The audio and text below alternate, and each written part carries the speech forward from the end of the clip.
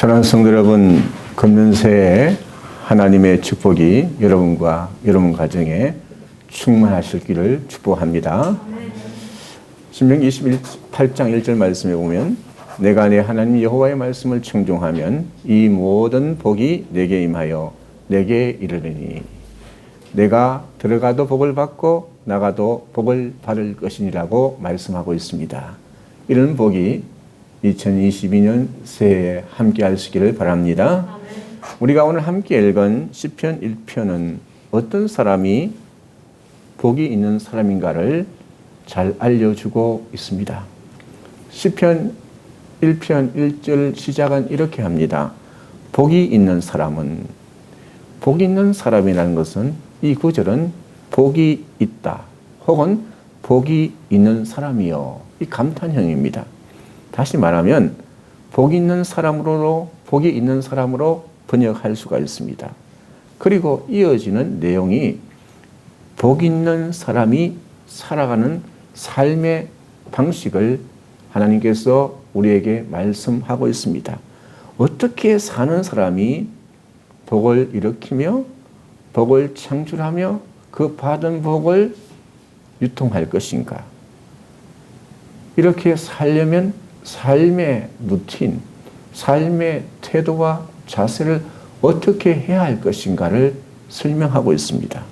그러면서 시편 1편 1절로부터 2절 말씀을 보면 복 있는 사람은 악인들의 길을 따르지 아니하며 죄인들의 길에 서지 아니하며 오만한 자들의 자리에 앉지 아니하고 오직 여호와의 율법을 즐거워하여 그 율법을 주야로 묵상하는 자로다. 이렇게 말씀하고 있습니다.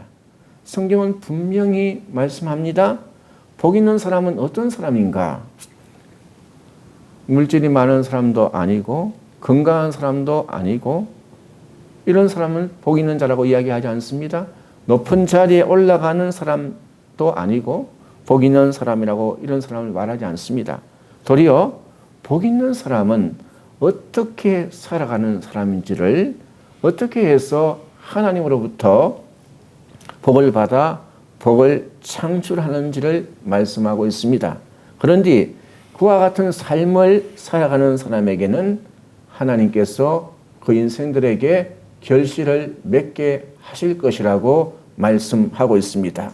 그러면서 시편 1편 3절 보면 그들은 시냇가에 심은 나무가 철을 따라 열매를 맺으며 그 잎사귀가 마르지 아니함 같은 그가 하는 모든 일이 다 형통하리라고 말씀하고 있습니다.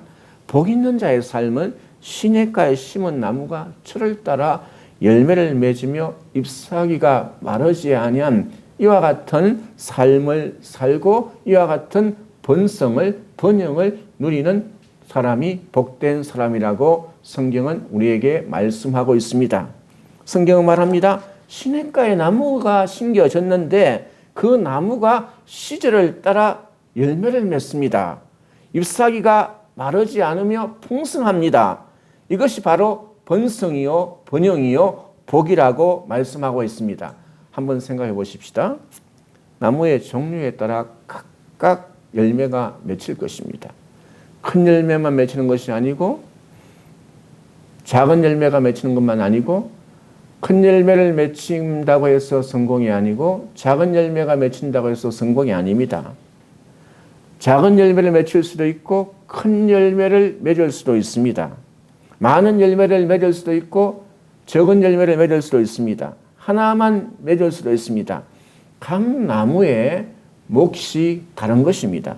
각 나무의 시절과 때에 따라 열매 맺히는 것이 참 번영이고 번성이라는 겁니다. 각 나무에 따라 각 나무에게 준 쉽게 말하면 사명에 따라 열매를 맺히는 것이 복이 있다는 것입니다. 우리가 종종 번성한다, 번영을 한다고 말을 하면 모든 것을 자신만이 모든 걸 가지는 것을 갖다가 번성이라고 번영이라고 할 때가 있습니다. 그러나 나무 한 종류가 온 땅을 덮고 있다면 그게 번영이겠습니까? 아니면 어떻게 되겠습니까? 온 나무가, 한 나무가 계속 번성해가지고 온 땅을 덮고 있다면 그거는 공해입니다. 환경 공해가 될 수밖에 없습니다. 번성은 그런 것이 아닙니다. 함께 공생하는 것입니다. 공존하는 것입니다. 모든 나무가 공존하며 각자의 몫에 따라 열매를 맺어야 됩니다. 어떤 나무는 봄에, 어떤 나무는 여름에, 어떤 나무는 겨울에 또 뒤늦게 열매를 맺을 수가 있습니다. 즉 자신의 때를 따라 열매를 맺게 된다는 것입니다. 어떻게 살아가는 것, 그리고 살아내는 것이 바로 번성이고 번영입니다. 우리 믿음의 사람은 말씀을 따라 살아가는 것이 제일 인생의 빠른 길이요, 번영할 수 있는 길이요, 복된 길인 줄로 믿습니다. 복 있는 사람, 복된 삶을 위해서는 오늘 1장 1절에 보니까 세 가지를 경계하라고 이야기합니다. 경계하라고 말씀합니다. 악인들의 꾀, 죄인들의 길, 오만한 자들의 자리에 앉지 아니한다는 것입니다. 앉지 말라고 말씀하고 있습니다. 이 세 가지를 경계하는데, 첫째, 악인의 꾀를 따르지 말라. 악인들의 꾀를 쫓지 말라는 것입니다.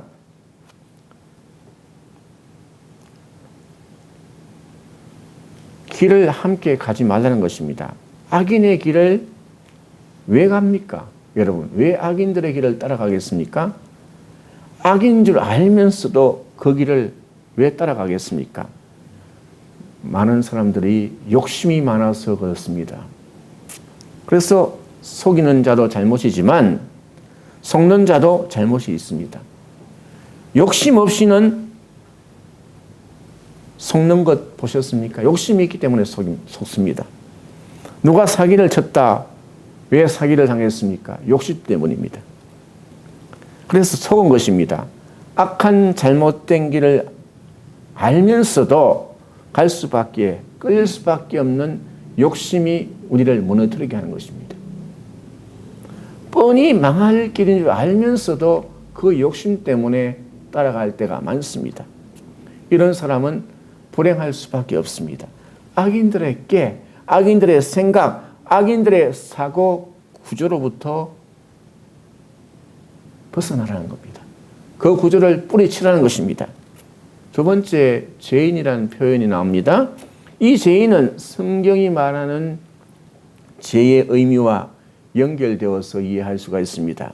성경에 말하는 죄란 관역이 빗나갔다 뜻입니다. 관역이 빗나갔다는 뜻인데, 화살이 날아갑니다.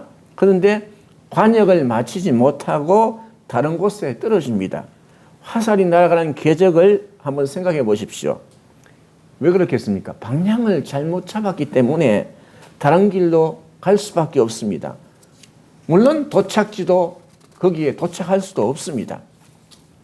그러니 죄인의 길은 이렇게 상상할 수 있습니다.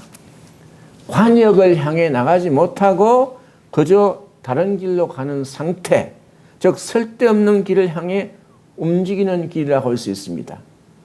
하나님은 그 길을 따라 나서지 말라고 말씀하고 있습니다. 왜냐하면 그 길의 끝에는 관역이 없기 때문입니다. 온전히 도달하지 못하기 때문입니다. 그 길을 따라가다 보면 결국 공할 수밖에 없고 도달할 수밖에 없기 때문입니다. 그러나 그렇기 때문에 죄인에게서 떠나라고 말씀하고 있습니다. 사랑하는 성도 여러분, 죄의 길은 항상 넓고 편안한 길이며 많은 사람들이 선호하는 길입니다. 그러나 그 길은 위험합니다. 멸망으로 가는 길입니다. 우리가 가야 할 길은 도리어 좁고 험한 길이라도 주님 가신 그 길을 따라가야 될 줄로 믿습니다. 세 번째, 오만한 자의 자리에 앉지 말아라. 이 오만한 자라는 뜻은 경멸스럽다는 의미가 있습니다. 조롱의 의미가 들어가져 있습니다. 여러분, 누군가를 정확히 알고 싶다면 그에게 자리를 줘봐라. 포지션을 줘봐라. 자리에 앉고 나면 그 사람의 성품과 성격이 다 드러납니다. 오만한 자의 자리는 어떻겠습니까? 자리에 앉자마자 경멸하고 조롱하는 것입니다. 다른 사람을 우습게 여깁니다. 누군가를 경멸스럽게 여긴다는 것이 오만한 자입니다. 하나 더 나아가서 하나님을 경멸스럽게 여기고 조롱하는 뜻이 담겨져 있습니다. 동시에 사람을 향해서도 경멸과 조롱을 일삼는 것입니다. 마치 오만한 자는 자신이 제일인 양 하나님마저 멸시하고 사람들을 무시하며 살아가는 자들을 오만한 자라고 할 수가 있습니다. 여러분 인생의 삶에서 영적 건강을 위해서는 믿음의 사람이 살아가야 할 길은 오만한 자의 자리에 앉지 않기를 바랍니다. 오만한 자의 자리에 앉지 않기를 바랍니다. 많은 사람들이 그 자리가 오만한 자리인 줄 알면서도 욕심에 끌려 거기에 가다 보니까 나중에 낭패를 당하는 것입니다. 그러면 우리가 하나님께 앞에 살아갈 때 믿음의 사람으로 살아갈 때 어떻게 이 한 해를 살아가야 되느냐? 오늘 말씀하고 있습니다. 오직 여호와의 율법을 즐거워하여 그의 율법을 취하로 묵상하는 삶을 살아가야 될 줄로 믿습니다.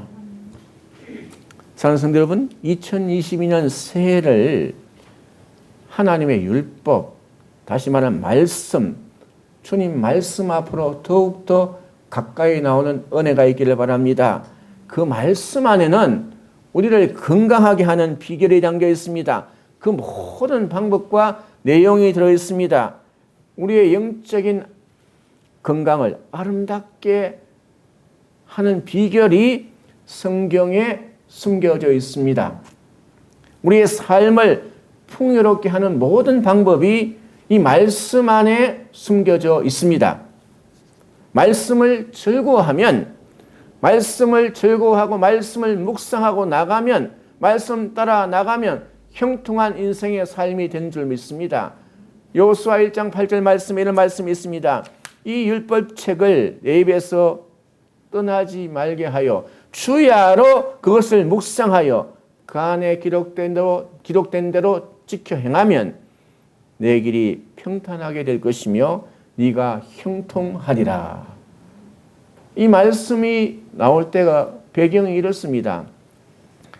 모세가 하나님의 부르심을 받고 여호수아가 가나안 땅을 인도하는 지도자가 되었습니다.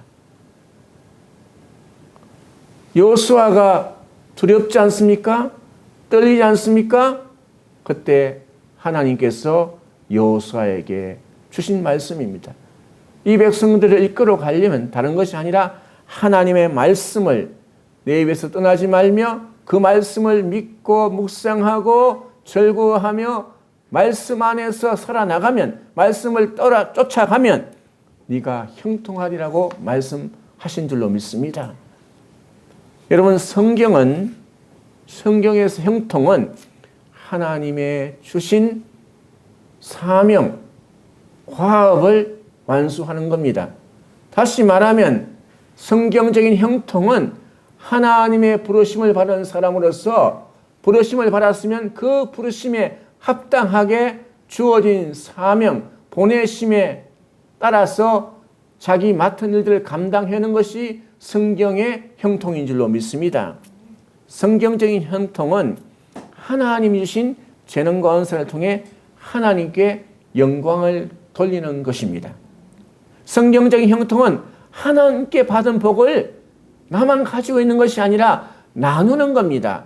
하나님의 은혜와 복을 받으면 차고 넘치면 흘러가는 줄로 믿습니다. 사랑하는 성도 여러분, 이 땅에 삶은 대부분 사람들이 그저 평면적인 삶을 살아갑니다. 평면적인 삶.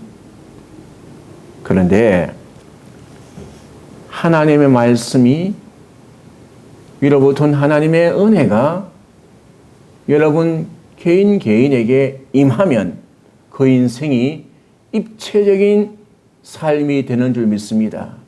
입체적인 삶이란 뭡니까?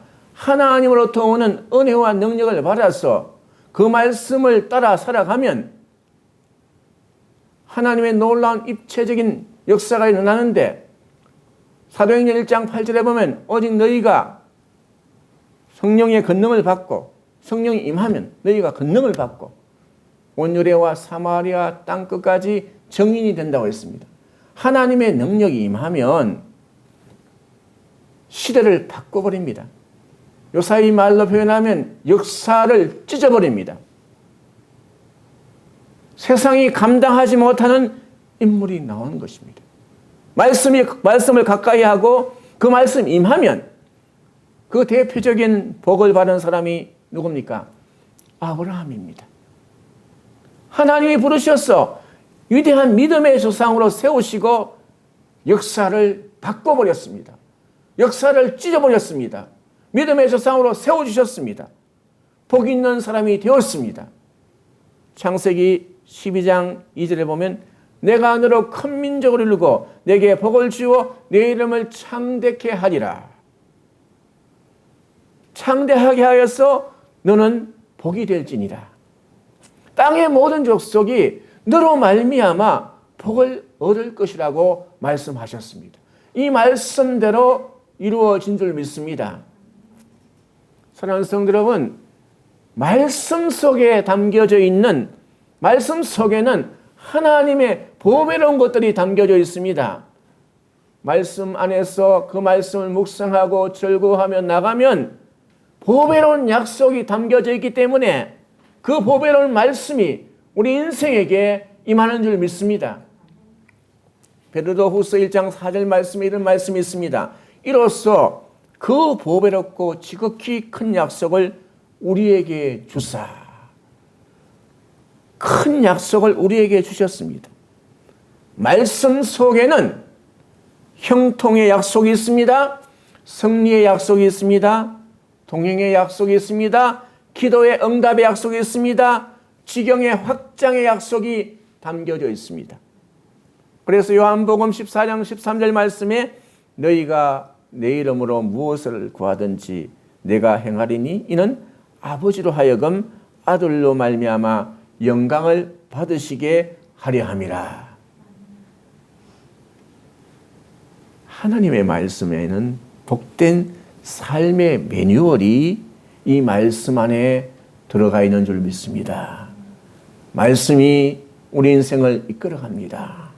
사랑하는 성도 여러분, 올 한 해로 살아갈 때에도 말씀 의지하고 기도하고 예배하고 준비하고 하나님의 부르심에 살다 보면 하나님께서 은혜 부어주시고 능력 부어주시고 마침내 주님께서 주시는 복을 경험하는 역사가 일어날 줄 믿습니다. 말씀 속에는 보배뿐 아니라 인생의 삶을 살아가는 지혜가 담겨져 있습니다. 오직 여호와의 율법을 즐거워하며 그의 율법을 주야로 묵상하는도다. 여러분, 우리가 사랑하는 것을 즐거워하게 됩니다. 우리는 즐거워하는 것에 관심을 두게 됩니다. 즐거워하는 것을 반복하게 되면 그 인생은 탁월한 인생이 되는 줄 믿습니다. 하나님 말씀을 즐거워하고 그 말씀을 쫓아가면 우리 인생이 달라지는 겁니다. 말씀을 좋아하는 것은, 다시 말하면 말씀을 좋아하는 것을 넘어서 그 말씀을 사랑하면 그 사랑을 통해서 즐거워하는 경지에 이르도록 하면, 말씀을 사랑하는 것은 말씀을 주신 하나님을 사랑하는 겁니다. 하나님을 사랑하고 나가면, 하나님의 일을 감당하면 여러분의 일은 하나님이 책임져 주실 줄 믿습니다. 말씀을 마칠까 합니다. 인생 살아가는데 깨로 살지 않길 바랍니다. 제 길에서 살지 않길 바랍니다. 오만한 자의 자리에 앉지 않기를 바랍니다. 이런 인생은 복된 인생이 아닙니다. 말씀으로 사는 의인은 반드시 복을 받으며 시냇가에 심은 나무처럼 늘 청청하게 푸르름이 넘치는 인생이 될 줄 믿습니다.